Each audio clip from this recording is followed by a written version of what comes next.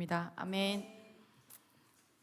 네, 오늘 민수기 14장입니다. 민수기 14장.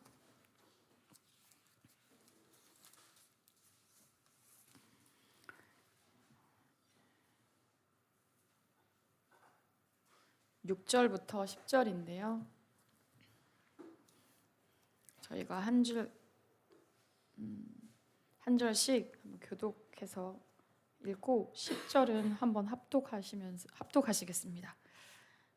제가 먼저 6절을 읽겠습니다. 그 땅을 정탐한 자 중 눈의 아들 여호수아와 여분의 아들 갈렙이 자기들의 옷을 찢고 이스라엘 자손이 오늘 중에 우리가 두루 다니며 정탐한 땅은 심히 아름다운 땅이라.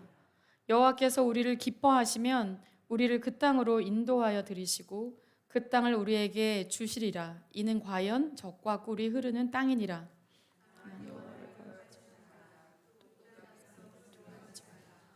그들은 우리의 영혼이라. 여호와는 우리와 함께 하시느니라. 그들을 두려워하지 말라 하나. 다 같이 읽겠습니다. 온 회중이 그들을 돌로 치려 하는데 그때 여호와의 영광이 회막에서 이스라엘 모든 자손에게 나타나시니라. 아멘. 네, 오늘 목사님이 순서이신데 그렇죠? 아니 잘못 나와서 제가 하게 됐고요. 제가 오늘 오늘 좀 큰 소리를 좀 질렀어요. 예배 드리기 전에 소리를 질렀어요. 왜냐하면 제가 설교를 이렇게 정리해놨던 그 패드를 안 가져왔더라고요. 그거를 30분 전에 35분에 발견해서 어떡하지 이러면서 좋은 거기도 다 써놨는데 막 여기서 좋은 말 다 넣었는데 그건 기억이 다 하나도 안 나고 할 수 없다. 그냥 기억나는 것과 나중에 좀 뒤에 이렇게 했던 거 그거 생각해서 해야겠다 이래서 하지만 주님께서 일할 것을 믿습니다. 네. 그래서 아마 제목도 이 제목 비슷하긴 한데 딱 이 제목은 아닌데 비슷한 것 같아요. 그래서 일단 이 제목을 넣었는데요. 제가 이제 갈렙을 선택한 것이 제가 저희 안에서 동화책 쓰기를 하는데 성경 그대로 쓴 건 아니니까요. 갈렙이라는 인물을 정했었거든요. 갈렙이 어떤 인물은 처음부터 끝까지 다 나오는 인물이 있잖아요. 어린 유년 시절부터 해서. 근데 갈렙은 그런 것 같지는 않고 하지만 되게 임팩트가 있는 인물이어서 많은 내용을 담지는 않지만 임팩트가 있고 나중에 여호수아 14장에 보면 되게 멋있는 장면 등장하잖아요. 85세의 그 갈렙이 너무 멋있다. 그래서 이 인물을 연구를 해서 동화책을 만들어야 되겠다. 그렇게 생각이 들었어요. 그러면서 오늘 이 부분을 함께 나누면 좋겠다라는 것으로 이 본문을 잡았는데요. 여러분 올해가 시작된 지 5일 됐죠.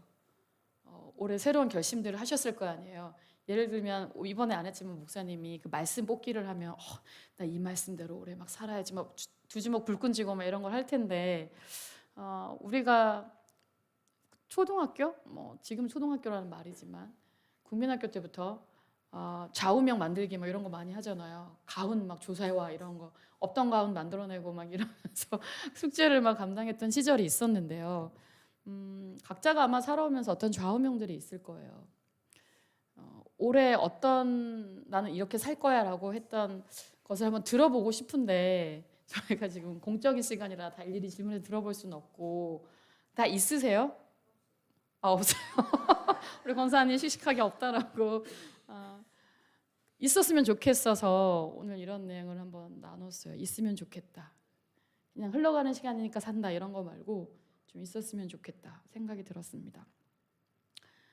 저도 한번 이걸 하면서 문득 내가 홍콩에 와서 어떻게 뭔가 이렇게 1년 단위는 아니지만 어떠한 걸로 제 중요한 텀텀마다 어떤 한 문장을 정리해서 살아왔나 한번 생각을 해봤거든요. 그래서 홍콩 올 때는 이런 거였어요. 예전에는 보여주면 가겠습니다. 이런 신앙이었다면 주님 보여주지 않으셔도 믿음으로 제 신앙의 이막은 보여주지 않고도 믿음으로 발을 딛고 떠나보겠습니다. 이랬던 것 같아요. 오래 있을 계획은 아니었어요, 저도. 그런데 이제 7년이 맞이하면서 하나님 제가 7년을 인내 시작의 전리품으로 주님께 드리겠습니다. 이렇게 제가 그 시간을 보냈고 10년은 벌써 10년이구나. 하나님께 영광입니다. 이렇게 됐고 이제 15년은 뭐 그냥 열심히 살자 이렇게 해서 15년을 맞이하고 있는데요. 아마 우리 성도님들도 이 홍콩을 하나님께서 뭐 남편을 따라왔든 결혼해서 왔든 뭐 일 때문에 왔든 공부 때문에 왔든 오면서 나름대로 하나님 앞에서 어떤 것을 정리하는 문장들이 있었을 것 같아요. 그럴 수 있는 거죠. 근데 이 갈렙이라는 인물이 그런 것 같아요. 우리가 신앙 고백을 이것저것 할 수 있는데 가장 이 사람이 자신이 살아왔을 때 자신의 인생을 신앙을 말해주는 한 줄 정리가 너무 잘 된 사람 중에 아닐까 이 생각이 좀 들었어요. 이 본문이 공교롭게도 이게 너무 재밌긴 하더라고요. 문득인 것 같아요. 민수기 14장이 갈렙에 대한 부분이 나오고 동일하게 여호수아 14장이 갈렙이 이제 취하는 장면이 나와요. 잊어버리진 않겠구나. 14장이 연결돼 있으니까 이 생각을 했는데 우리가 이 말을 굉장히 많이 들어봤던 말씀이죠. 이 가데스 바네아 사건은 굉장히 중요한 사건이잖아요. 이걸 통해서 40년의 방황의 시간을 결정하는 시간이 됐기 때문에 이 갈렙은 원래는 주석으로 보니까 원래 태생적으로 유대인은 아니었더라고요. 히브리 사람이 아니었어요. 근데 그게 출애굽하면서 히브리 사람만 있었던 건 아니거든요. 그들과 함께 있던 이웃이 이렇게 같이 왔던 사람도 있었는데 어찌된 건 뭐 정확히 알 수는 없지만 어쨌든 히브리인은 아니었고 어떤 이방인이었는데 그 조상이 중요한 결정을 한 거죠. 나는 이 사람들과 함께 이제 나는 평생 이민족으로 살겠다. 그랬는데 그런 자손이 나중에 대단한 인물이 되는 거죠. 갈렙이라는 인물이 되고 우리가 이 인물을 배우면서 엄청난 도전을 받게 되는데 그가 오늘 읽었던 본문에 보면 이제 그 12정탐꾼 중에 10명의 정탐꾼의 보고를 듣고 이스라엘 전체가 밤새 통곡을 합니다. 하나님에 대한 원망이죠. 아주 작은 소리의 원망이 아니라 밤새 울 정도면 엄청난 원망이었던 거죠. 그리고 나서 다시 그 다음 날을 맞이하게 됐는데 모세와 아론이 뭐 이 성난 회중 앞에서 거의 죽을 것 같은 상황이었고 그때 여호수아와 갈렙이 옷을 찢으면서 나가게 되는 거죠. 너무 안타깝고 너무 답답하니까 이 사람들의 믿음의 눈이 하나도 없으니까. 근데 그때 이거 아이들한테도 가장 많이 쓰는 표현이지만 9절에 보면 저는 갈렙의 신앙을 한 줄로 표현하면 뭘까? 더 멋있게 표현할 수 있고 더 신앙적으로 이 성경의 말을 가져올 수도 있지만 저는 9절에 우리의 먹이입니다. 이 말이 이 사람의 되게 중요한 키워드로 갖겠다라는 생각이 들었어요. 우리의 먹이다. 저 무섭고 거인족이고 더 대단한 무기를 가지고 있고 굉장히 거대한 성에 살고 있고 하지만 그들은 우리의 먹입니다. 이게 그 사람이 하나님이 어디를 가든지 함께 하실 거고 우리가 하나님 편에서 하나님이 기뻐하시면 우리가 이길 수 있습니다라는 여러 걸 이게 좀 그걸 풀었지만 저는 갈렙의 한 문장이 우리의 먹입니다 라는 생각이 들었습니다. 우리의 먹이. 그리고는 이 고백을 하고 방황이 결정되고 40년 동안 이제 이 사람들이 헤매기 시작합니다. 그리고는 갈렙은 사라져요. 갈렙에 특별히 언급하진 않아요. 물론 신명기 1장 38절에 보면 갈렙이 온전히 나를 따랐다 하고 한 번 더 칭찬을 주님이 하세요. 하지만 그 외에 어느 구절도 민수기, 신명기 이런 거 없어요. 이 본문 이후에. 그렇다면 뭘까요? 성경은 되게 사건 중심으로 기록을 했잖아요. 그러니까 평범한 것은 기록하지 않아요. 그러니까 일상적인 것은 기록하지 않아요. 그래서 우리가 어떤 인물을 분석하거나 어떤 인물이 되게 가깝게 다가오고 분명히 보이는 이유는 그 인물을 집약적으로 설명을 했기 때문인 거죠. 그 사건을 중심으로 해서. 왜냐하면 우리는 우리 자신을 잘 몰라요. 물론 여러분 잘 아세요, 자기 자신을? 자기 자신을 잘 모르기 때문에 알고는 있지만 어떤 사건이 딱 발생하면 왜 내가 이렇지? 왜 내 감정이 이렇지? 내가 왜 이렇게 반응하지? 내가 이 정도로 화가 났나? 라는 생각을 하게 되는 이유는 내가 날 잘 모르기 때문이에요. 사건을 만나면 내가 몰랐던 나를 보게 되는 거죠. 그래서 성경을 보게 되면 사건이 나오는 것은 그 사건을 통해서 이스라엘 전체 회중이 어떻게 반응했으며 거기에 주요 인물인 이 사람은 어떻게 반응했는지 평상시 어떻게 믿음이 있는 거 우리가 알겠어요. 사건이 있으면 이 사람의 믿음이 어느 정도인지를 드러나게 되는 거잖아요. 갈렙이 그런 모습이 있었던 거죠. 근데 40년 동안 이 방황기 동안 물론 하나님이 원망했던 사람들을 다 1세대는 광야에서 다 죽게 될 것이라고 했고 그 2세대가 이제 가나안 정복 전쟁을 벌인다고 했어요. 단 2사람 여호수아와 갈렙을 제외하고는. 근데 여호수아 모습은 많이 보이거든요. 근데 갈렙의 모습은 보이지 않아요. 정복하고 이제 땅 분배 들어갔을 때 그때 갈렙이 등장을 하게 됩니다. 그렇다면 그 나머지 시간은 뭘 했을까요?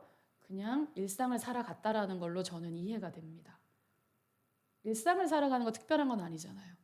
그들이 방황하면서 죽어가는 모습도 봤을 거고요. 노뱀 사건도 있었고 땅이 갈라지는 고라의 반역도 있었고 여러 가지 사건이 많았었잖아요. 그 일상을 그는 지켜보면서 계속 아침에 눈 뜨고 따라갔겠죠. 여러분 가장 어려운 일은 하기 싫은 일을 하는 거잖아요. 더 어려운 일은 하기 싫은 일을 반복적으로 하는 거잖아요. 그렇죠? 우리가 반복하는 게 되게 어렵단 말이에요.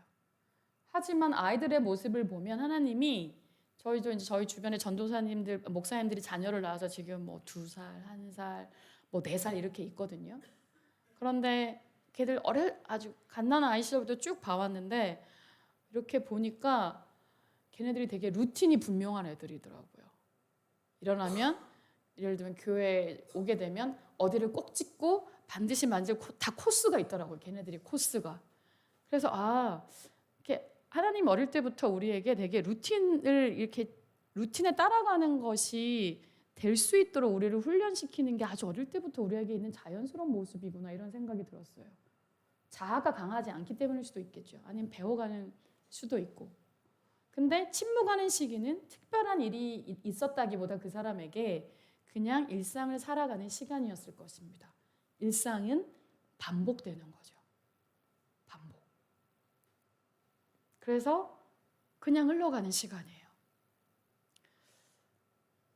그런데 이 흘러가는 시간이 가지고 있는 어떻게 보면 우리를 이렇게 만들 수 있는 우리가 조심해야 될 것이 무엇이냐면 게으름입니다. 게으름. 반복이라는 게 별로 큰 변화가 없는 거잖아요. 그렇죠? 그냥 다 키우고 설거지하고 그냥 집안 청소하고 내가 하는 일 하고 굉장히 변화가 없는 것에서 있다 보면 우리가 게을러질 수 있는 거죠. 우리가 달란트 비유 마태복음 25장에 보면 5달란트, 2달란트, 1달란트를 받았잖아요. 그리고 그것을 이제 각자가 사용한단 말이에요. 그 주인이 오게 되죠. 짧은 시간에 오지는 않았을 것 같은 생각은 들어요. 언제 왔다는 말은 안 했으니까. 그런데 돌아오고 나서 이제 주인이 찾는 거죠. 달란트를 어떻게 사용했는지.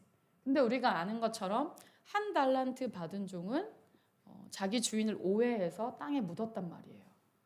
그때 주인이 그 사람에게 했던 말이 악하고 게으른 종이라고 했단 말이에요.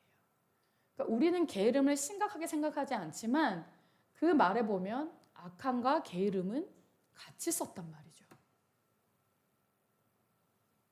부지런하게 사는 사람이 분명 많으실 거예요.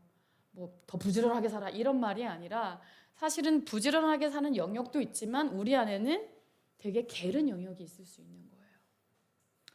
그래서 게으름은요, 교묘하게 우리를 속여서 영혼을 파멸시키는 그러한 성질이 있습니다. 그래서 게으름 뒤에 왜 그럴까? 이 게으름 뒤에는 자기 마음의 정욕대로 살고자 하는 강한 욕망이 있는 거예요. 핑계 대고 싶은 거죠. 주인이 이래서 나는 땅에 묻었다 이런 거. 그러니까 아무 일도 안 하면 얼마나 편해요. 달란트가 되게 큰 금액이잖아요, 그렇죠? 그대로 돌려주는 것만 해도 큰 문제는 아닐 것 같으니까. 하지만 그 게으름 뒤에는 자기 정욕대로 하고자 하는 욕망이 있기 때문에 그 게으름의 정체가 그런 부분인 거죠. 이 예화는 들어보셨을 수 있는데 마틴 루터가 설교를 할 때 사탄이 어떻게 그리스도인을 유혹을 해왔는지 자기 부하들한테 보고를 받는단 말이에요. 저는 돈으로 유혹했습니다. 여러 가지 유혹을 했는데 다 마음에 안 들었어요. 근데 마지막 부하의 마음이 너무 쏙 들었던 거예요. 박수를 쳤는데 그가 어떤 보고를 했냐면 한 영혼을 10년 동안 쫓아다니면서 가능한 한 평안하게 살도록 만들었습니다. 반복적인 일상에 우리가 문제 없기를 얼마나 하는 게 기도예요. 그렇죠? 편안하게 살도록 했습니다. 그래서 마침내 그가 우리 편이 됐습니다. 여러 가지 생각해 볼 수 있는 거죠. 우리는 되게 편안을 구하지만 사단이 왜 박수를 쳤을까? 그 사람이 그렇게 편안한 삶을 살면서 자기를 잊어버린 건 아닌가? 자기가 이 땅에 왜 보내신지 잊어버린 건 아닌가? 그래서 C.S. 루이스는 뭐 여기에 지금 지옥에 대한 건 저희가 말하지 않지만 지옥으로 가는 길은 결코 벼랑이 아니다. 벼랑 아시죠? 벼랑 낭떠러지. 지옥을 향하는 길은 밋밋한 내리막길이다. 사람들은 그 길을 기분 좋게 걸어간다. 밋밋한 길이라고요. 우리는 업다운을 싫어하지만 그렇죠? 그래서 밋밋하게 살고 싶어 한단 말이죠. 그냥 루틴이 이렇게 있는 대로 편안하게.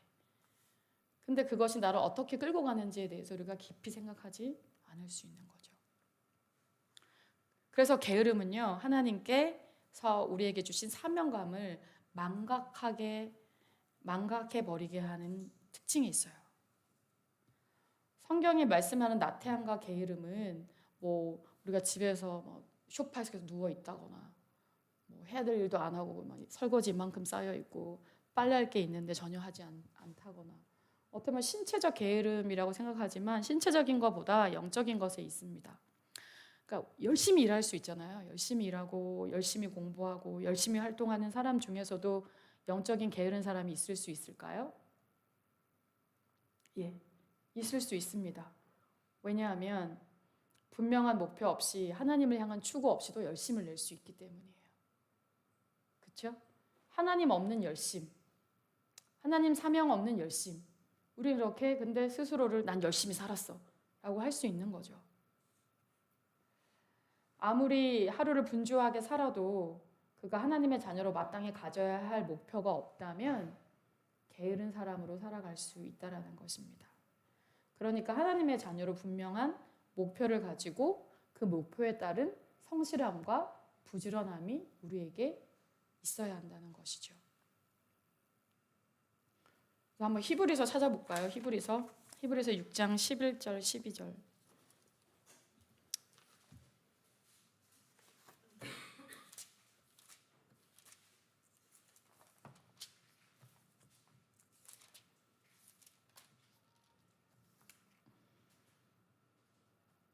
네, 읽어보겠습니다. 우리가 간절히 원하는 것은 너희 각 사람이 동일한 부지런함을 나타내어 끝까지 소망의 풍성함에 이르러 게으르지 아니하고 믿음과 오래 참음으로 말미암아 약속들을 기업으로 받는 자들을 본받는 자 되게 하려는 것이니라. 아멘.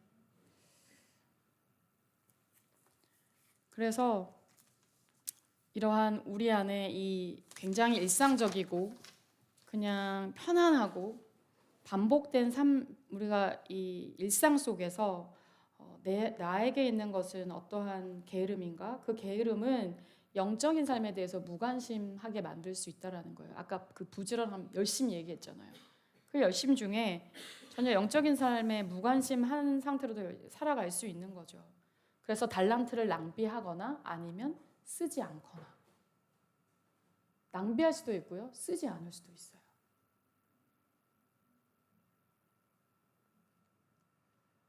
그래서 올해 보내면서 여러분은 여러분의 신앙을 어떤 한 문장으로 좀 정리해 보실 수 있을까요? 라고 그런 질문을 던져보는 거죠. 그냥 살면은 나도 모르게 이렇게 게을름 속에 나를 1년 동안 방치해 놓을 수도 있습니다. 그러려고 한 것이 아니라 그렇게 만들 수 있다라는 거예요. 그래서 어떠한 모험도 하지 않는 거죠. 한 달란트 받은 사람처럼. 근데 갈렙이 그 40년 동안 일상을 살아가면서 이런 게으름에 살았을까? 물론 거기는 광야였기 때문에 일반적 삶의 터전은 아니었죠. 많은 사건이 벌어졌고 그러니까 평범한 그런 일상은 아니었을 거예요. 근데 그 사람이 저들은 우리의 먹입니다. 저들은 우리의 양식입니다. 근데 나는 분명히 그 땅을 들어가야 한다. 나의 일상은 40년 동안 이 광야를 살아내야 된다. 그리고 나는 사람들의 죽음도 지켜보고 있다. 내 나이는 들어가고 있다. 이 40년을 근데 굉장히 준비하며 살았던 거예요. 그냥 살아낸 게 아니고 준비하며 살았다고 저는 믿습니다. 우리가 시간이 금방 훅 지나갈 수 있잖아요. 10년이 지나가고 15년이 지나가요. 저는 올해 저의 어떤 한 줄 내 신앙의 오늘 목표는 좀 쉬운 말로는 잡자. 이거고요. 좀 그걸 고상하게 표현하면 취하자. 이런 거예요. 잡자. 어떨 때는 잡지 않았던 것 같아요. 저도 이것처럼 열심히 살면 되지 뭐. 맡겨진 일 하면 되지 뭐. 나쁘다는 게 아니라. 근데 갈렙의 일상을 어떻게 살아냈을까 좀 생각을 하면서 성경은 침묵하고 있는데 그렇다면 평범한 삶을 그냥 거기 있는 사람들처럼 살아내면서 지켜봤다는 건데 하지만 그가 여호수아서에서 봤던 모습을 보면 그냥 살아낸 사람은 아니겠구나. 기회가 하나님이 올해 우리에게 365일을 허락하셨을 때 우리가 도전할 수 있는 기회를 대단히 많이 주실 수 있는데 그것을 내가 잡지 않고 취하지 않고 그냥 달란트를 사용하지 않을 수도 있겠구나. 여러 이유는 있어요. 전 나이가 많아요. 전 너무 해야 될 일이 많아요. 여러 가지 이유를 대면서요. 근데 그것이 쌓이면 저희의 미래를 만드는 거죠. 그래서 저는 이 갈렙의 그러면 우리가 여호수아 14장을 한번 가볼게요. 여호수아 14장.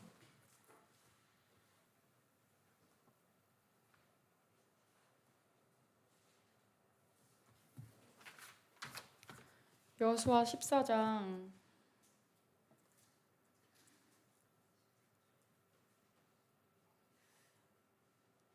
12절인데요. 12절만 한번 읽어볼게요. 12, 13절 한번 읽어보겠습니다. 그날에 여호와께서 말씀하신 이 산지를 지금 내게 주소서. 당신도 그날에 들으셨거니와 그곳에는 아낙 사람이 있고 그 성읍들은 크고 견고할지라도 여호와께서 나와 함께 하시면 내가 여호와께서 말씀하신 대로 그들을 쫓아내리이다 하니 여호수아가 여분네의 아들 갈렙을 위하여 축복하고 헤브론을 그에게 주어 기업을 삼게 하매. 아멘. 그 앞에 자기가 이제 몇 년을 어떤 마음으로 기다렸는지에 대한 부분이 10절, 11절 이렇게 있거든요. 근데 주소서라고 했다고요. 아는 것처럼 헤브론은 난공불락의 위치에 있는 성이었습니다. 그리고 그들은 거인족이 살고 있는 아주 남들이 피하고 싶은 성이었단 말이에요. 하지만 갈렙에게서는 그게 보이지 않았어요. 그 뭐 난공불락의 어떤 조건, 그들의 신체적인 탁월한 용사들이 있는 그 거인족 이런 게 보이지 않았던 거죠. 왜냐하면 그들은 우리의 먹이다. 그들은 우리의 먹이다. 나는 저들을 나의 먹이로 본다. 내가 들어가면 하나님의 이름으로 들어가면 저들은 그냥 쫓겨나간다. 이 마음이 그 마음속에 계속 있었던 거죠. 다른 표현을 쓸 수도 있고 다른 묵상을 할 수도 있는데 저는 그랬어요. 먹이다. 먹이구나. 먹이가 얼마나 쉬울까. 객관적인 것으로 보면 굉장히 어려운 그 헤브론이 맞는데 먹인데 이 마음으로 사는 사람에게는 어디를 갔다도 어떤 대단한 적을 만나도 어려움의 대상으로 시작하지 않는구나. 그게 하나님이 함께 하시면 임마누엘 여러 가지로 표현할 수 있겠지만 조금 더 우리에게 가까운 표현으로 저는 먹이다 이런 생각이 들었던 거였어요. 그래서 우리가 올해를 살아갈 때 그냥 맡겨진 일이 나한테 오는 대로 할 수 있고 순종하고 다 좋아요. 하지만 여러분이 올해를 살아갈 때 하나님 앞에 나는 이 문장을 가지고 살아가야지. 근데 그 문장이 신앙과 별개겠어요? 저는 그렇지는 않다고 생각해요. 신앙의 어떤 말씀, 약속의 말씀, 하나님의 어떤 성품 그것을 가지고 여러분들이 한 문장으로 정리해서 가져가는 거죠. 그 한 문장이 그 사람이 1년 동안 살아낼 때 분명히 남기는 게 있거든요. 나에게 메시지가 있고요. 또 그것을 지켜보는 가족들에게도 메시지가 분명히 있다고 생각합니다. 그래서 해보셔야 돼요. 우리 나는 어떤 문장을 만들어서 살아갈까? 그래서 어떻게 로마서 12장 11절 열심으로 품을데 그 열심의 방향이 분명히 있어야 되잖아요. 나에게 주님께서 사명을 주셨다. 사명을 주신 365일을 살아가야 한다. 나는 부지런히 성실함으로 살아가야 된다. 이거는 더 부지런하세요. 그런 거 아니고요. 왜냐하면 우리가 예수님께서 나에게 이 삶을 주시기 위해서 그분이 십자가에 자신의 몸을 다 던지셨잖아요. 그 주신 삶이 아무 의미 없는 삶일까요? 그렇지 않죠. 이 하루가 그분으로 인해서 받은 삶이라면 너무 소중한 삶 아니겠어요? 너무 의미 있는 삶 아니겠어요? 오늘도 사명을 이루는 삶 아닐까요? 그래서 저는 꼭 자신의 올해 어떻게 주님 안에서 살아낼 것인가를 저와 여러분들이 한 문장 딱 만들어서 계속 기도하고 말씀 듣고 묵상하면서 자신을 성실함으로 게으르지 않게 퍼지지 않게, 사실 우리 안에 말하지 않은 자기만의 게으름의 영역이 다 있거든요. 그 부분을 성실하게 살아가면서 우리 하나님 앞에 하나님을 기쁘시게 하는 저와 여러분의 삶이 되기를 소망합니다. 네, 함께 기도했으면 좋겠는데요. 좀 돌아보면서 기도하셨으면 좋겠어요. 나는 그동안 이렇게 홍콩에 그 과거까지는 제가 모르겠고, 이 홍콩에 결혼해서 오셨던 그때 나는 어떤 마음으로 어떤 텀들을 살아왔지? 한번 생각해 보시면 그때 난 이런 말들 되게 많이 해왔구나. 그렇게 하나님과 그 시간을 동행했구나. 그러면 이제 나는 올해는 어떤 하나님을 소망하면서 기대하면서 아니면 간구하면서 살아나갈까? 이 두 가지 부분을 한번 떠올려보세요. 과거에 나를 인도하신 하나님은 여전히 제가 그냥 시간이 흘러가는 대로 살기를 원하지는 않으실 거라고 믿습니다. 왜냐하면 시간은 모래시계처럼 사라지는 시간이기 때문입니다. 흘러가는 게 아니라 사라지기 때문입니다. 매일은 소중합니다. 우리가 이 시간을 막 살아내면 의미 있게 사명으로 주신 이 날이 되지 않으면 땅에 묻어놓고 우리의 것을 어떤 것도 도전하지 않고 개발하지 않을 수 있습니다. 그래도 삶은 충분히 살아낼 수 있기 때문입니다. 그래서 좀 묵상 기도를 했으면 좋겠어요. 지금까지 나는 나의 20대는 나의 결혼의 시기는 내가 아이를 키우면서 내게 오늘까지 내가 이런 직분을 받을 때는 나는 어떤 문장으로 하나님 앞에 나의 신앙을 고백하며 살아왔을까? 그것에 하나님과 했던 시간을 떠올리면서 감사했으면 좋겠고, 올해 나는 또 어떤 문장을 가지고 하나님 앞에 살아갈까? 저희가 함께 기도했으면 좋겠습니다. 하나님 아버지, 전 오늘 취하는 해가 될 것입니다. 흘려보내는 시간이 아니라 그 시간 속에서 주시는 수많은 기회들과 도전들과 우리 안에 있는 내가 만들어 놓은 한계를 뛰어넘는, 그것은 내가 나의 힘의 근원이 아니라 나에게 이 삶을 주셨고 나에게 이 땅을 보내게 하신, 이 땅에 보내서 나뿐 아니라 살리고 먹이고 회복시키는 그 사명을 감당하도록 우리를 부르신, 우리에게 이 삶을 허락하신 주님 때문에, 그 주님의 은혜 때문에 오늘도 저희는 흘러가는 시간 속에 사는 것이 아니라 그 시간 속에 주신 기회와 도전들을 기꺼이 응전하며 살아가는 한 해가 되기를 원합니다. 주님 잡게 하시고 취하게 하여 주시옵소서. 우리 성도님들이 걸어오신 길에 주님께서 그때마다 어떤 하나님의 약속의 말씀이든 아니면 자신이 삶의 한 줄로든 그렇게 순간순간 살아왔습니다. 그런데 이게 많이 지나면서 그냥 살아가는 시간일 수도 있습니다. 그것은 그냥 살아온 시간이지 정말 의미 있는 시간이 아닐 수도 있습니다. 우리가 게을렀던 시간도 있을 수 있습니다. 우리가 평안을 추구하는 이유가 무엇입니까? 우리가 주님께서 주신 내 삶을 향한 목표를 이루기 원함입니까? 아니면 사람으로 그냥 편하게 살고 싶은 것입니까? 우리는 우리 안에 하나님에 대한 관심과 그 사명을 잊지 않기를 원합니다. 항상 기억하게 해주십시오. 그것들을 이루고자 나에게 모든 것을 주셨음을 알게 해주십시오. 달란트도, 나의 환경도, 나의 직업도 모든 것을 주신 분이라는 것을 우리가 기억하며 나갈 수 있도록 도와주십시오. 하나님, 우리가 게으름을 찾아내게 해주세요. 계속 미루는 것들에 대해서, 도전하지 않는 것들에 대해서, 헌신하지 않는 것들에 대해서 우리가 그것을 찾아내서 그 게으름을 믿음으로 바꾸어갈 수 있는 사람이 되게 해주십시오. 하나님, 그래서 우리가 목표 있는 사람이 되게 해주십시오. 하나님을 향한 추구함이 우리